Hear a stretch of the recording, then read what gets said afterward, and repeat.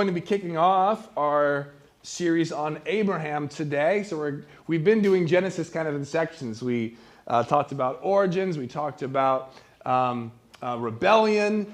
We talked about the confusion. And that's the last thing. We left off with the Tower of Babel and everyone being spread out and the confusion of the languages.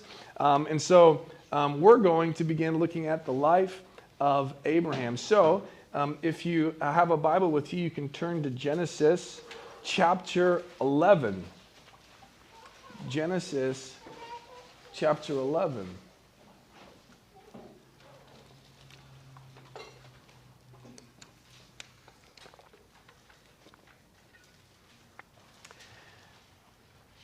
Now, a couple things, and I like to remind us of, especially when we're diving into the Old Testament, is Jesus said that the law and the prophets were, that they're about him. All of Scripture is all inspired by God. It is all for us, and it's all ultimately about Jesus. Jesus said, hey, you think that you have eternal life in the Scriptures, and you don't realize that they're about me. And so it's always important, no matter where we're at in the Bible, is to, how does this tie into the gospel? How does this tie into Jesus? What is going on here? And that's no different with the life of Abraham. If you didn't know, Abraham is mentioned about 73 times in the New Testament. He's referenced quite a lot. For example, in the Gospels, he's mentioned in Jesus' genealogy. Several other New Testament passages testify that the promise, which the first time the promise is mentioned will be today in Genesis 12, we'll see that the promise given to Abraham in Genesis, there's several passages in the New Testament that reference that, saying that it will bless more than some people expected or realized. And that it wouldn't be by lineage, by blood, but by faith. In Luke 1:73, Zechariah, the father of John the Baptist, he recognized the birth of John and the pregnancy of Mary with the Messiah as connected to God's promise to Abraham. I mean, so much time has passed and they said, hey, I know what this is. And he testified, he prophesies this. This is fulfilled prophecy in connection to the promise to Abraham. In Luke 13:28, Abraham is referred to as a prophet of God. And that's very fascinating because when you read through the Old Testament, he's not really talked about as a prophet in the sense that you might think of someone who is a prophet. And yet, Abraham is prophetic in his life and what he says and what he does. And so even though you will not think of him as a prophet, he's referred to as a prophet. Jesus and Paul taught that Abraham had been aware of the coming Messiah and rejoiced to see that day. In Romans 4 and Galatians 3, Abraham is used as an example of someone who was declared righteous before God by faith and not by works. In Hebrews 11 and in James 2, Abraham's obedience to God is given as an example of someone demonstrating a genuine living faith in God. And so Abraham is mentioned a lot, whether it's talking about the promise, whether it's the genealogy, the significance of him, whether it's as an example of what faith looks like, an example of what justification is. Abraham is referenced a lot to some very significant theology for Christians. And so with that in mind, it'd be really helpful for us to be really aware of the life of Abraham and the passages that talk about him. He's important. He's important. Abraham has a significant presence in the Bible. He's referenced multiple times in the New Testament to teach us about God, the new covenant that we have in Jesus, about justification and faith. And if we want to properly understand the references, you need to know what's being referenced. That being said this morning, while we can learn and do learn significant lessons and theological truths from characters in the Bible like Abraham and others, they were never meant to be looked at as the standard for morality and goodness. As we go through the life of Abraham, you're going to see some stuff and you'll be like, he did what? God called this guy? Even after he does this thing, he's still going to keep his promise to him? Like, listen, we make the mistake sometimes of looking at characters in the Bible like Abraham and think that there's some sort of like standard for what we should look up to. And he's not. So when you look at a story like Abraham, while there are things that God is prophetically using him to show and to teach, there's a lot of bad about Abraham too.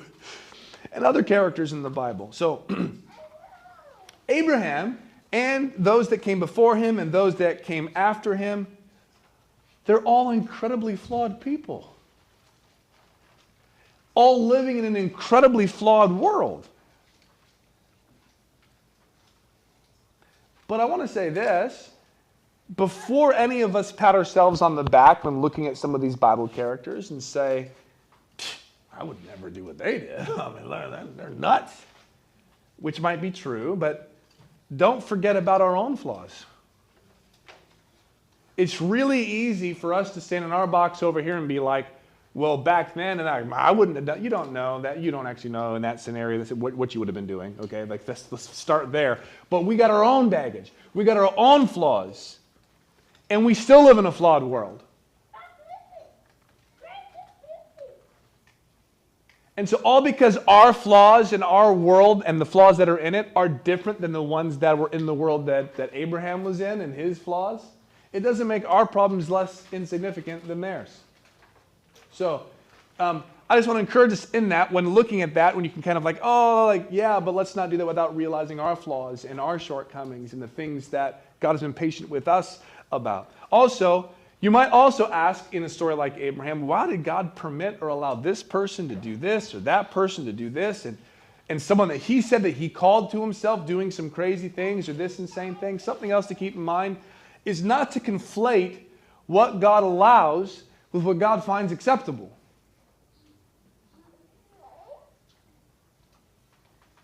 Don't confuse what God permits with God's permission. And don't forget how patient God's been with you and with me. These are just some important things to think about when you're going into any story of Scripture and then in light of our lives.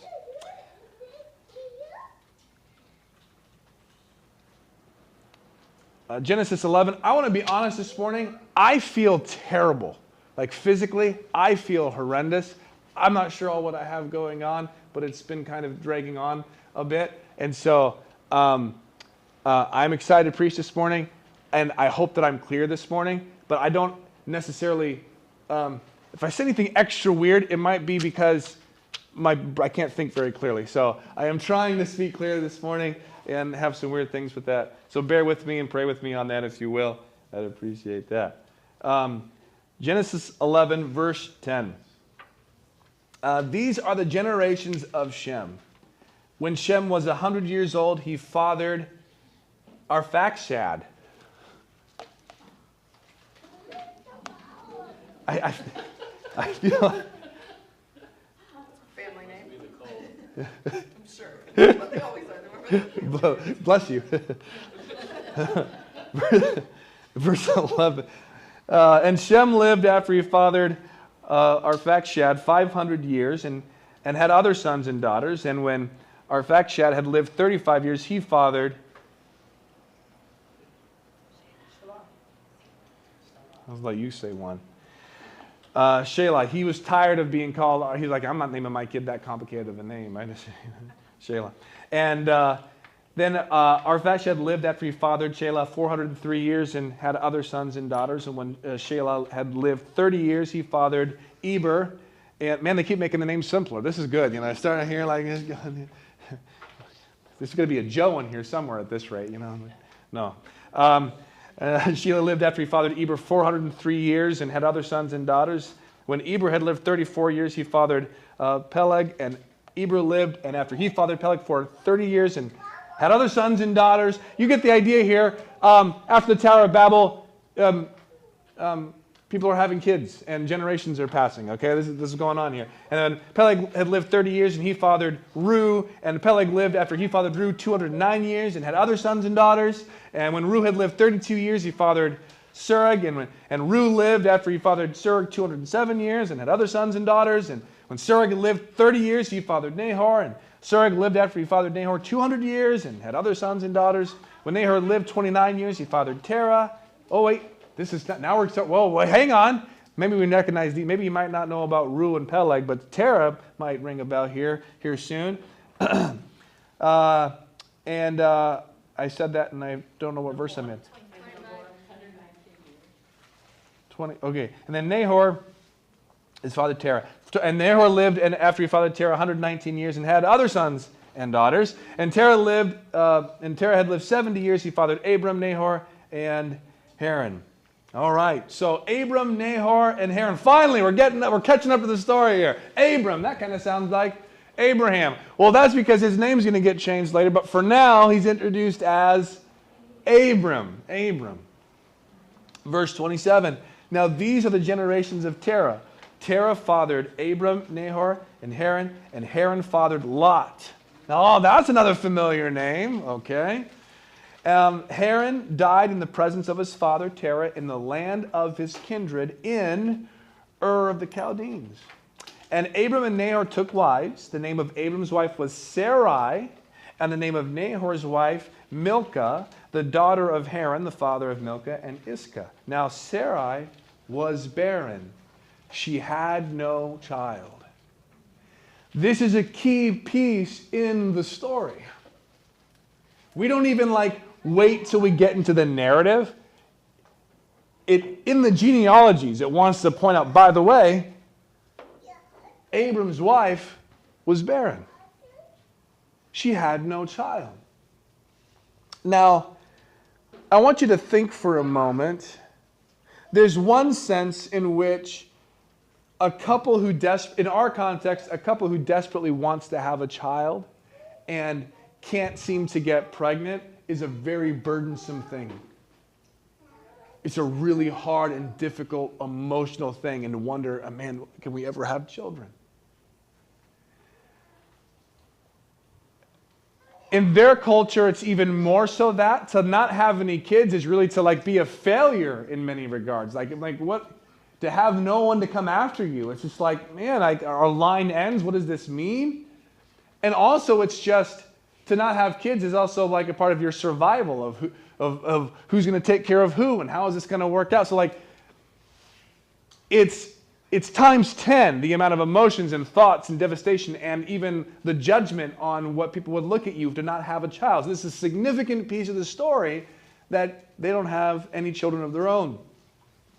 Verse 31, Terah took Abram his son, and Lot the son of Haran his grandson, and Sarai his daughter-in-law, his son Abram's wife, and they went forth together from Ur of the Chaldeans to go into the land of Canaan. But they came to Haran, they settled there. Oh, hang on a second. This is important. They went forth from Ur of the Chaldeans, which is in Mesopotamia, and if you look at this on the map, they're kind of going upriver here. There's a river, and they're going this way. And it says that they were heading to where? Canaan.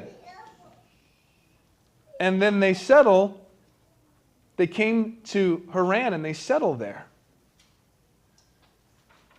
The days of Terah were 205 years, and Terah died in Haran.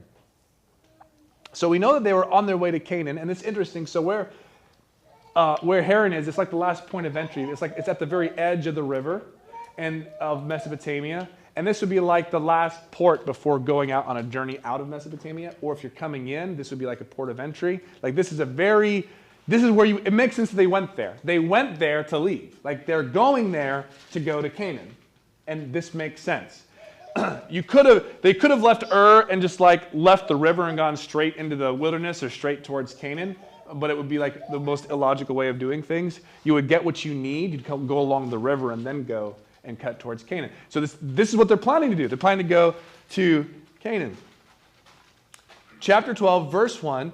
Now the Lord said to Abram, go from your country and your kindred and your father's house to the land that I will show you, and I will make of you a great nation, and I will bless you and make your name great, so that you will be a blessing. This is the first presence of this promise that is given to him. A man without any kids. I'm going to make a nation out of you. Okay. Yeah. Verse 3, I will bless those who bless you, and him who dishonors you I will curse, and in you all the families of the earth shall be blessed.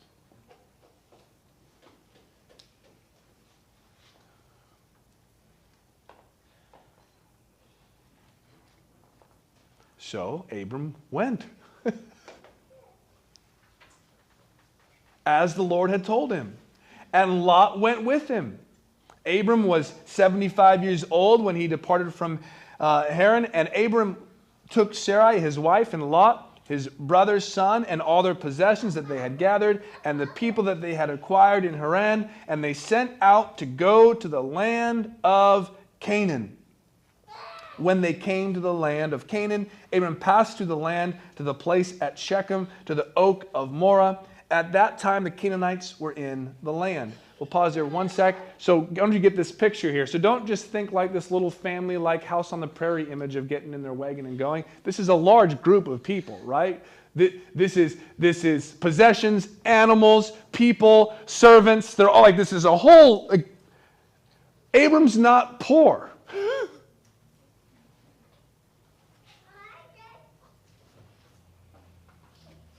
And in fact, there might be lots of incentive to stay where they were. They have built a life there in Mesopotamia.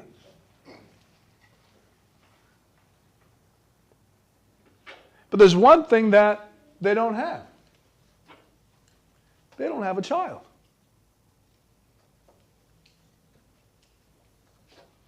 And the God of the Bible comes to him and says, I'm going to make a nation out of you. Which requires offspring. And by faith, takes everything that they have built and leaves to go to Canaan.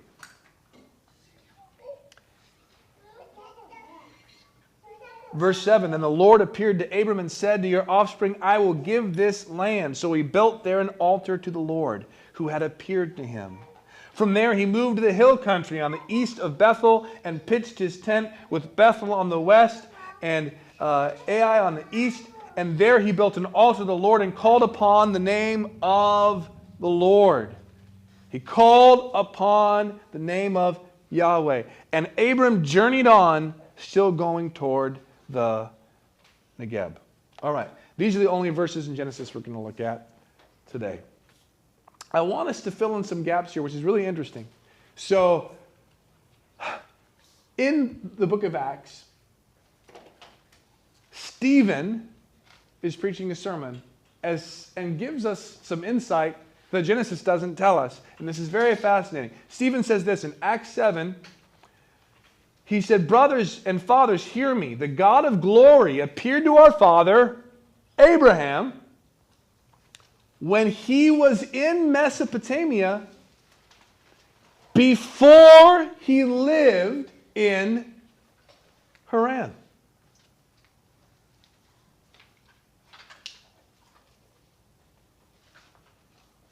And said to him, go out from your land and from your kindred and go into the land that I will show you. Then he went out from the land of the Chaldeans and what did he do? Lived in Haran. And after his father died, God removed him from there into this land which you are now living. Now this is an interesting news flash. We know from the Genesis account that they packed up in Ur with the intention to go to Canaan. But when they got to the edge of Mesopotamia, they stopped. And they stayed there until Terah died. And then they left.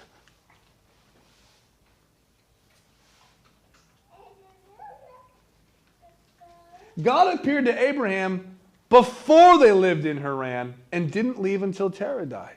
Now, did I mention that we're telling a story about a very flawed man? It seems, rather clearly, that they didn't leave the first time that God told them to leave.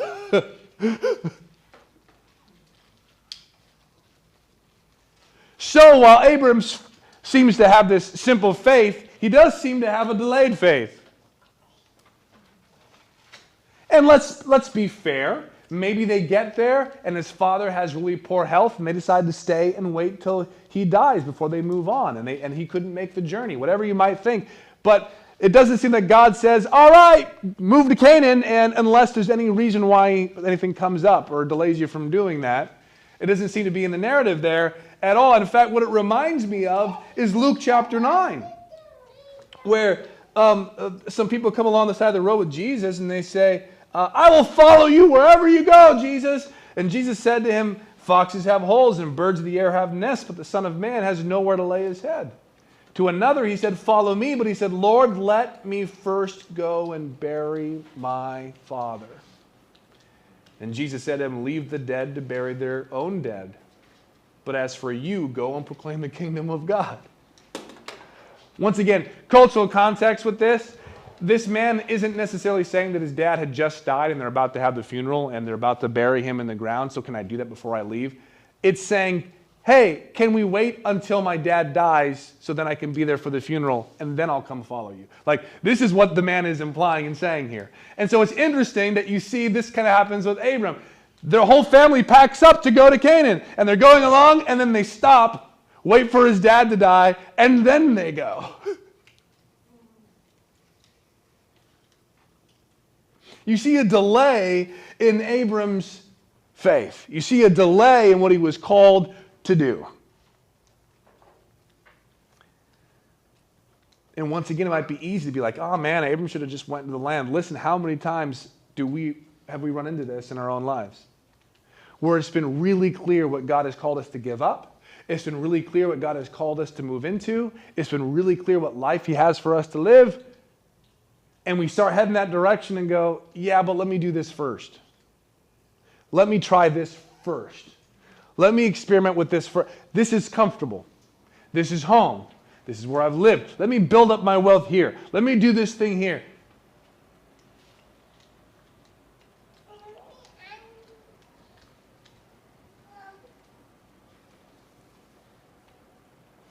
But there's another thing I'd like to point out about this story, which maybe sometimes is overlooked.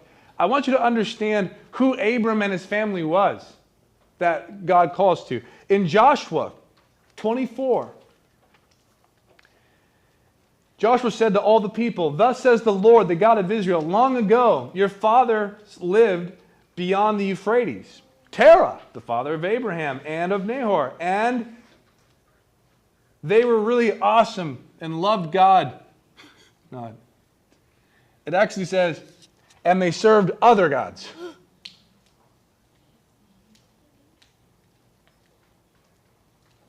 To put it bluntly, Abram was a pagan.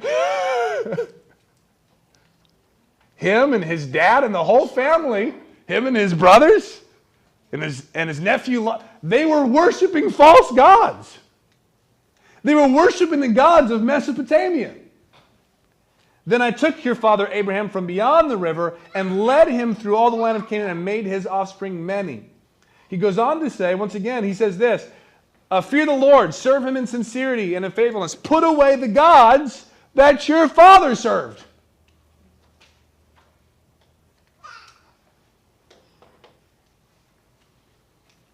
So this is an important thing to understand when you're looking at the life of it. It's not like God's looking at, you have this, it's interesting. This is so different than other stories that you have. This is different than like the story of of Noah, for instance, where he found this man who loved the Lord, who's righteous in his family and preserves his family. This isn't the case with Abraham. God comes to a man who's in a pagan land serving false gods. And he says to him, I'm going to do something with you. I'm going to be your God, and I'm going to give you a child. I'm going to make a nation out of you. I'm going to bless all the families of the earth through you. And Abram, from like a really like human perspective, is unqualified for this kind of promise from God.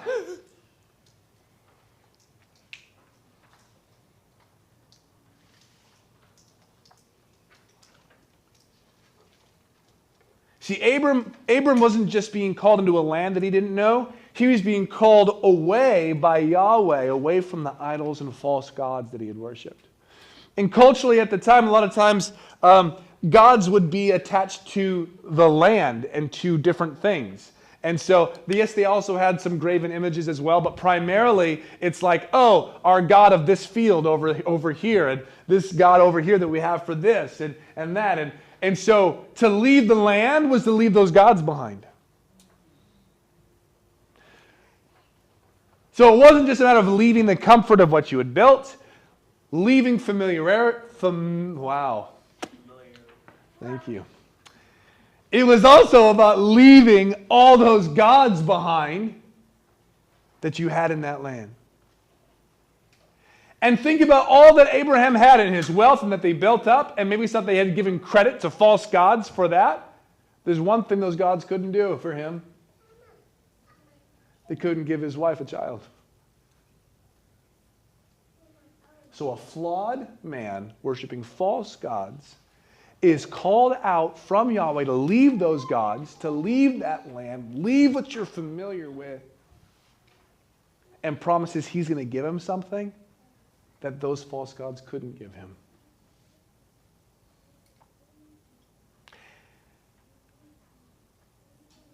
Abraham was being called away from his old life and old gods into a new life unto the one true God. And this really is a reflection of God's calling to us.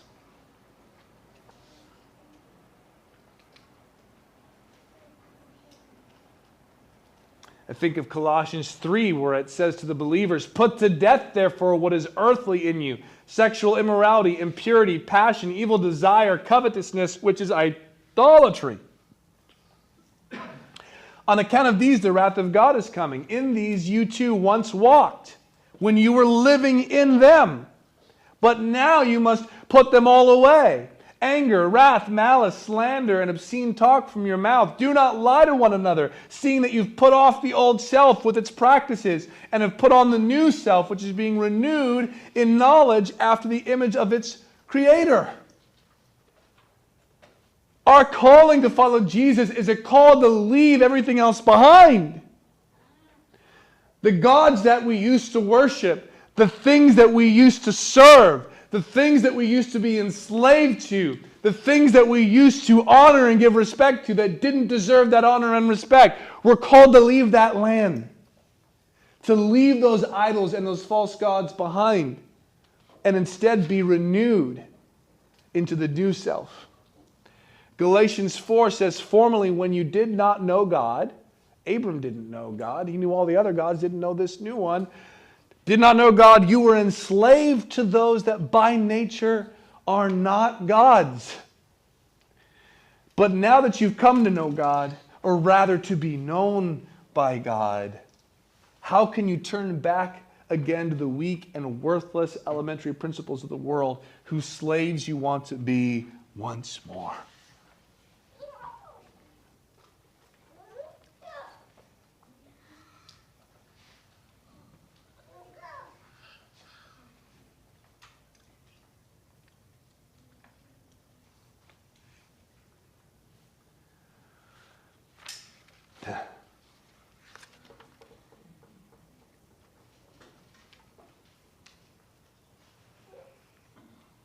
The story of Abraham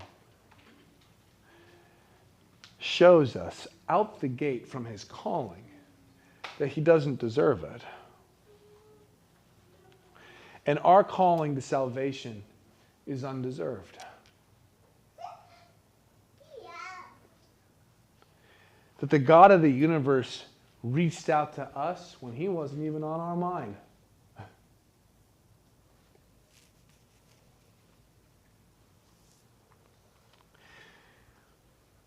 But not only that, but that he calls us to leave everything else behind.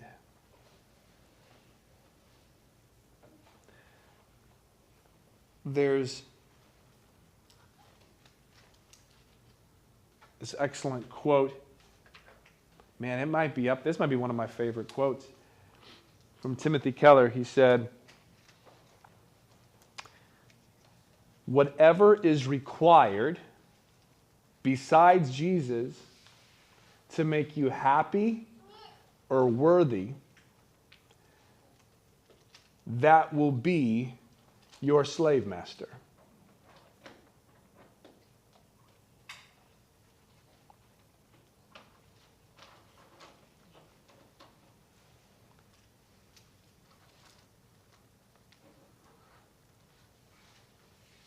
You having to move your whole family and all that you built, it's a really dramatic story. And we kind of like these kind of stories. And like, man, these frontier, and like going like, man, you see what they're going to do, what they're going to build.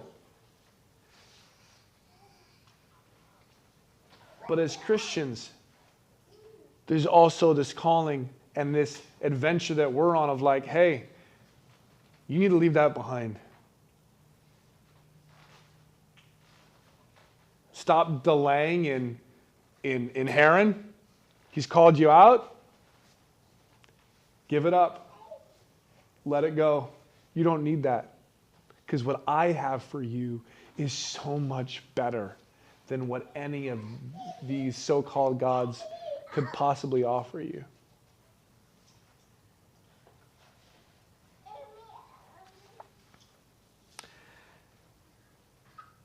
I'll share this just briefly of how this relates to our calling. The New Testament, I'm not going to quote the verses. I'm just going to tell you, review this of what all these different verses say, that God called you according to his own purpose and grace and not because of our works. And boy, is that true of Abraham.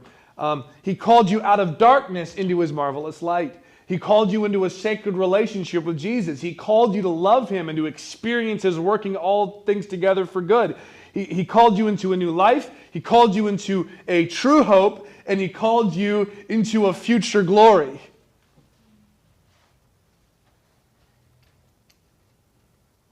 So don't minimalize what the Christian life is. Don't minimalize what God is at work and doing in you. It's not just, oh yeah, I'm a Christian. They're like, no, you're called into something glorious and beautiful and adventurous, and it's worth leaving everything else behind. It's worth selling all that you have so you can buy that hidden treasure in the field, right? It's calling your friends together. I'm looking for that coin. I'm trying to find it here. It's beautiful. So when you look at the life of Abraham, think a flawed man with simple faith in the God who called him.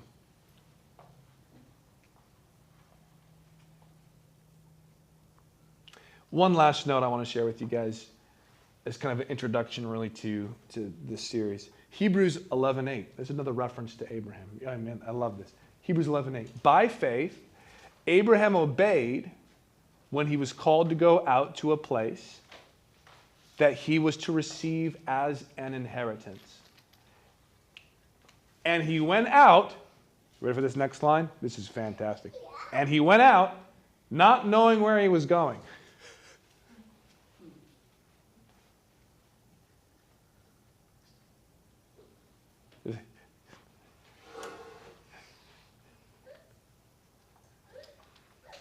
Abraham knew he was going into Canaan. Now, I don't know if they had a lot of detailed maps of what that looked like or what that meant. He didn't look up Google Maps and say, oh, what is over here? Ah! Couldn't Google Canaan land. Abraham didn't know the exact details of where he was going or what it was going to look like. But he followed God into that unknown. Go to Canaan. Okay, pack up. We're going to Canaan. And he does it not really knowing where he's going. Now, there's a sense in which you and I have a lot more insight than Abraham had into what was going on. He knows more than we give him credit for, but we have a lot more insight with the revelation of Jesus Christ. Right? There's a lot more that we know is going on, but there's also a whole lot we have no idea what's going on. And so, our calling, our being called out by Christ, we know what the future holds. We know that Jesus wins. We know about the future glorification. We understand who he's called us to be, but we don't know what's going to happen 5 minutes from now. We don't know what's going to happen tomorrow. All we know is that we've been called and we're going.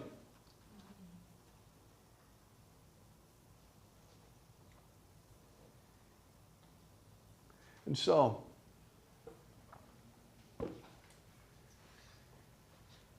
I encourage all of us. Man, we know this thing. There's a lot we don't know. Go on the adventure of the unknown, trusting that God has a plan, and it's marvelous and glorious, and a whole lot of bad's going to happen on the journey, and a whole lot of ugly is going to happen on the journey in that mystery of the unknown. But all I know is that I got to leave that behind, and I can trust him. So, I want to encourage all of us to journey with Christ into the unknown of tomorrow, because he is good, and he knows best, and he loves you.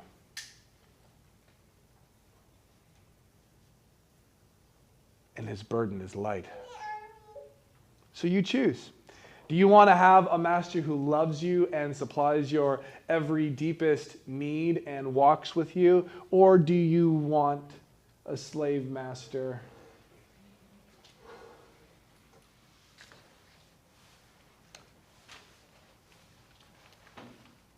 Let's choose Christ.